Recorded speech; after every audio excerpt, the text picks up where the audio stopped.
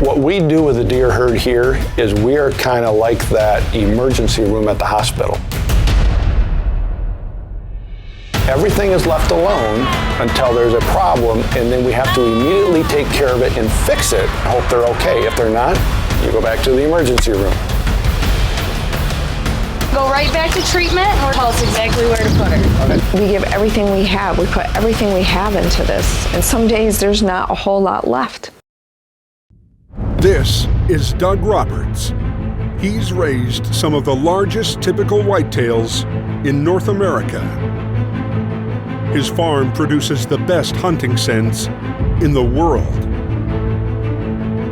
His life's quest is 200-inch typical whitetails.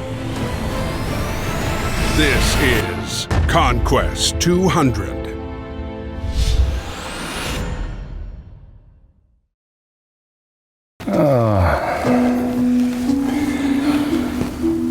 Dear Lord and Heavenly Father, we come to you today thanking you again for the blessings and another day and opportunity to do your will. Please be with our children and our workers wherever may they be. Keep them safe from harm and danger. Be with Karen and I and help us to be the leaders that you want us to be and to acknowledge the things that you want us to do. Be with us as we go through this day. We thank you for the animals that you have put us in charge of. In Jesus' name we pray. Amen. Good morning. Good morning. With over 240 whitetails and the added number of fawns from spring births, the priorities on the whitetail farm are always subjected to change. Each day starts out with a perimeter check to ensure the herd is healthy and no trees have fallen on the fences.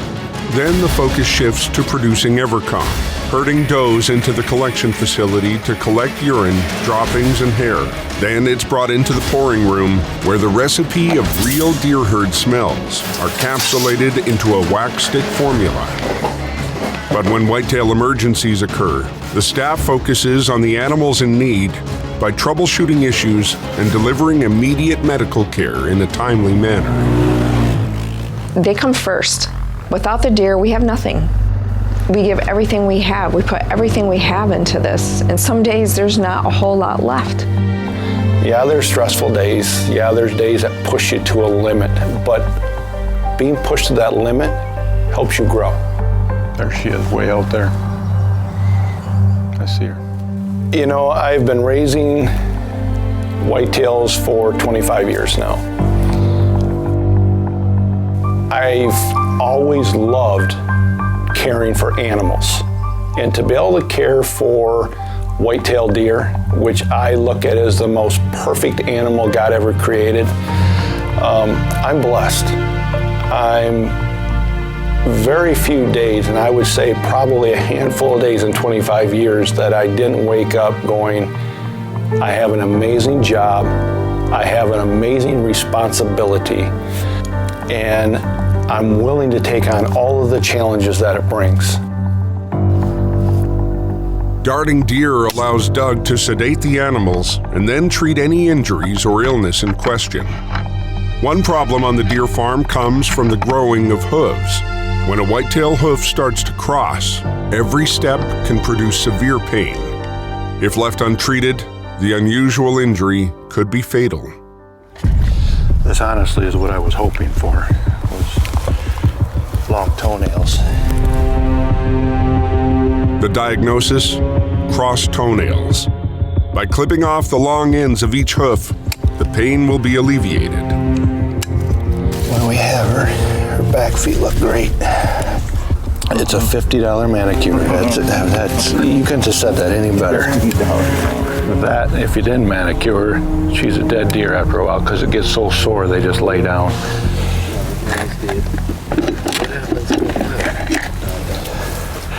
Definitely probably travel more. If they travel more in the wild, the thing is they don't get the protein and energy levels like our deer do. I mean, they're in a perfect world here. They get all the food they need. They get the best food. So this isn't something that would happen as often in the wild. I'm sure it happens. At some point they just find a spot where they just are just too sore to walk, they lay down and die. Predator probably will kill them because they can't run fast anymore. It's just too painful. After the procedure, Doug treats the doe with wormer and vitamins and then reverses the anesthesia so Mother can get back to her fawns. Well, my father-in-law, Karen's dad, Jerry Going, thankfully, they live right up in front of the farm. And this was one of those situations where I needed an extra pair of hands. Grandpa's camera shy. And he's always said, hey, I'm more than happy to help. And he grew up on a farm. I just hope I can find it again. Here's what I need you to do. I'm gonna go in with a net. I'll find it and I'll catch it, hopefully. And then once we get it, I'm gonna have you hold it down. Now, it's gonna kick. So you may wanna grab both hind legs in one hand and then just put your hand on its like shoulder when it's laying down, and then I can start to work with his head and kind of see what's going on.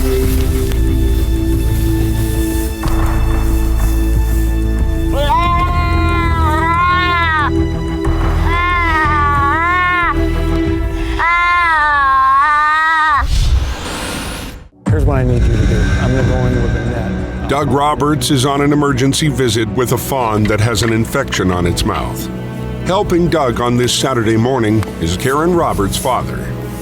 It's Saturday, so all the workers are gone. I'm actually having Karen's father, Jerry, help me catch the fawn, and Karen's actually behind the camera filming all of this going on.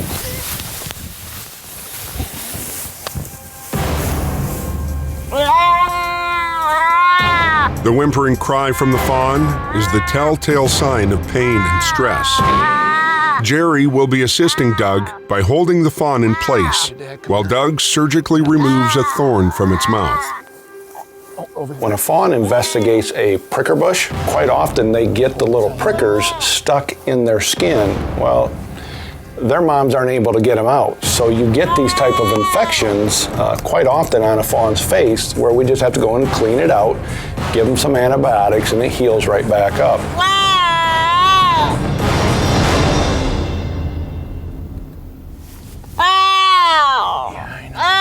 A 5-minute procedure that allows Doug to treat not only the wound itself, but inject antibiotics and vitamins to fight against the infection.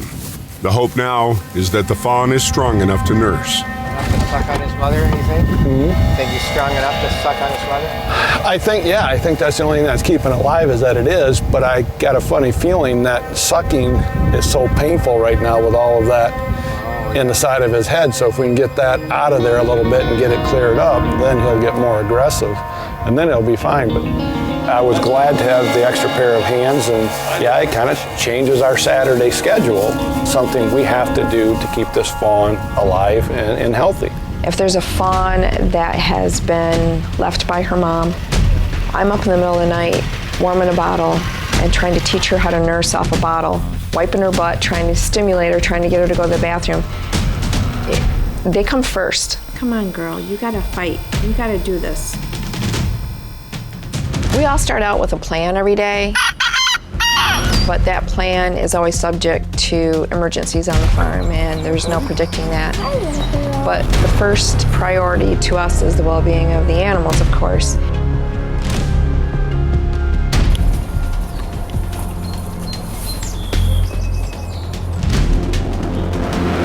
Over 25 years, I have learned so much from Dunkel Veterinary Hospital.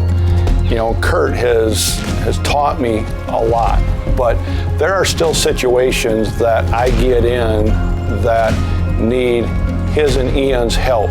They are the experts. Being a farmer, it's knowing your limitations.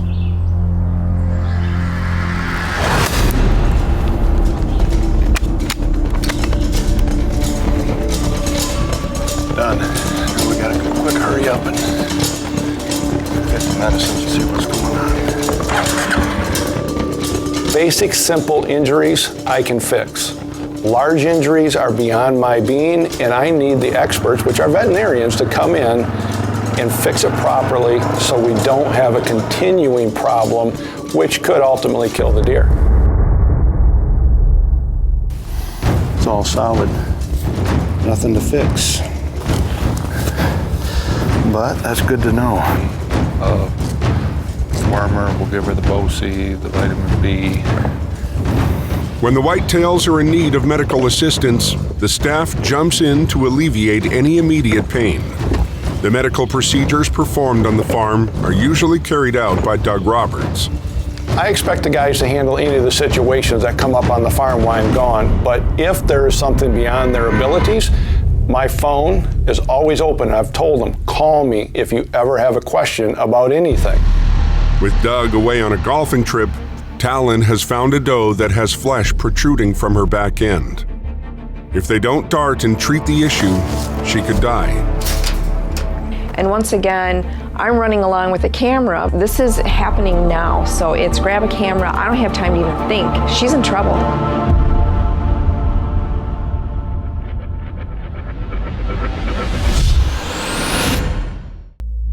With Doug away on a golfing trip, Talon has found a doe that has flesh protruding from her back end.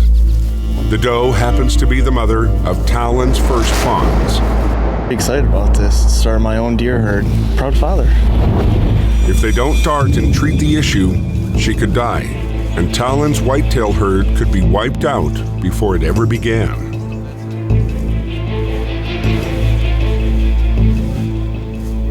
It's kind of scary because the temperature is about 80-some degrees and the humidity is about 80% right now, which doesn't make a good time for darting. My doe could bloat and die, but if I leave her, she could die too. To make matters worse, darting the deer in heat can increase the chance of losing the deer. I was thinking that stuff's all tall enough where you can kind of be out in the open and she can't see you. Yeah. So this is exactly. But they've been coming out here and stopping out here. That's the thing. I was right here and she stopped right by that fence post. Since we did have fresh fawns on the ground in our pen, we made the decision not to use the four-wheeler to move the deer. So what we decided to do was have Talon kind of hide behind a tree in the pen, and I was going to go down on foot and try to move the deer so they would get in a position so he could get a decent shot at it.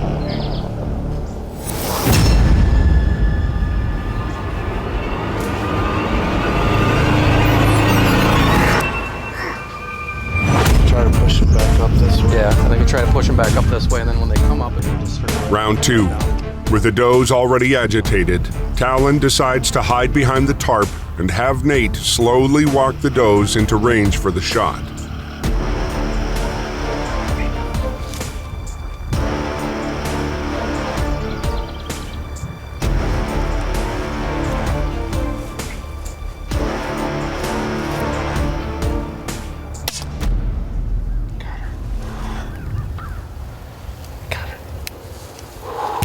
Finally, a big sigh of relief. But now the real work begins. If the problem is as bad as it seems, they might have to bring her into Dunkel Veterinarian Hospital. Once we got Talon's doe darted and walked up on her, I realized right away that this was an emergent situation. This isn't something we could wait to treat. Her rectum was sticking out the hind end of her probably 4 or 5 inches. There's a lot of different things that could happen when that happens, but my main concern was she was going to lose blood flow to her digestive system, and that'll kill her pretty quickly. I think we tie her up and take her in. Because that still could be twisted off to where she can't pass stool, which is also... I'm not thinking it's this big of a problem. You know, I'm thinking they're having a question about something, but I'm literally sitting in the same golf cart with Dr. Kurt. You know, we're golfing together, and so I end up on my phone talking to Talon. Kurt's on the phone talking to Ian. He says, something's wrong with my doe. There's something hanging out the back end. Well, immediately that tells me it's one of two things. Either the uterus has actually been pushed out with the fawns when she gave birth, or we have a prolapsed rectum. Dart still in her? No. I'm going first.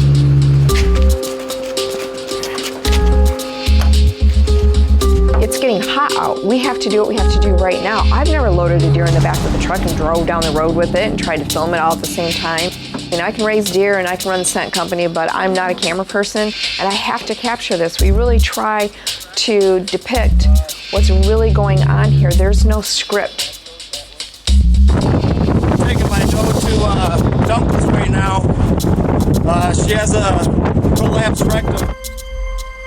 Well, the realization to Talon was that if this doe does not live, he either has to bottle feed 2 fawns to keep them alive, or he's going to lose the 2 fawns also because they're newborns. So he either has a live healthy doe, or he has 3 deer that died, and he has no deer left. All right, guys, I'm gonna open the door for you. So if you want to walk in, we're gonna go right back to treatment, and we're gonna have the doctors are gonna tell us exactly where to put her. This door right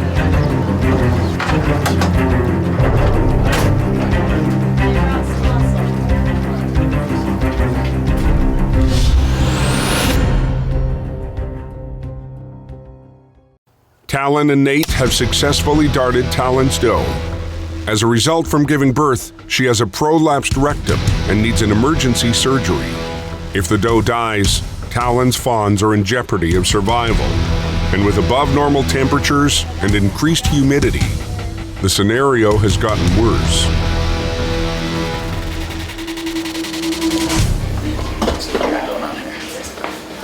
I think we can probably get you guys into it. So what do you guys got going on here? Pull that record and close.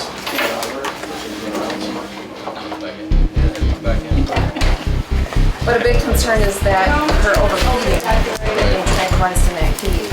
Is she pregnant? She just had her fawns. What kind of suture do you want? Let's get number 5. You know, at the vet's office, they have their own emergencies going on. They have their own appointments going on. They have procedures going on in the background. Everybody's running all over the place. You could tell it was a very busy day for them.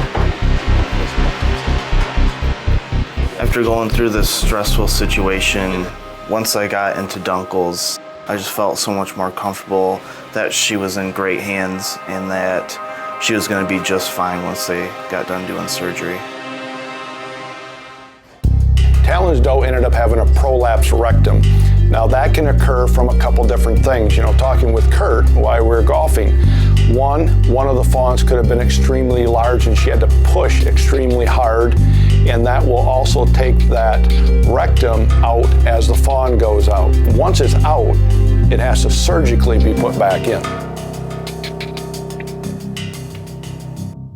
Watch her, you know, make sure she's doing all right out there. If she starts to seem like she's having trouble going to the bathroom, really, you know, posturing, not a lot of feces coming out, then let me know.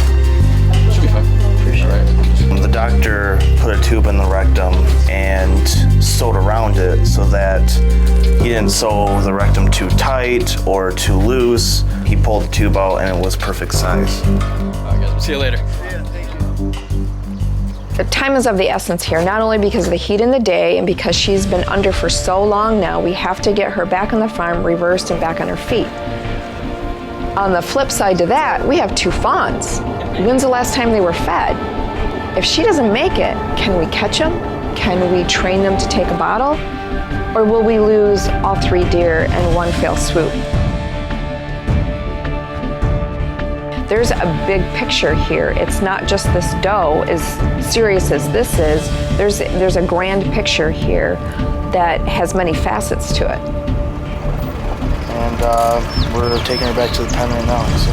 If I would have been here, I would have been the one leading the way. Now Talon has to lead the way with his doe and communicate with Ian and work with Ian and learn to understand that. The timing of it, as quirky as it sounded, was maybe a blessing in disguise for the growth of his knowledge on the farm, and that yes, you guys can handle an emergency situation without me being here. Say we did good? A whitetail farmer is dedicated and passionate, and most of all, loves the animals he oversees. As the saying goes, on ConQuest Deer Farm, it all starts and ends with the whitetail deer.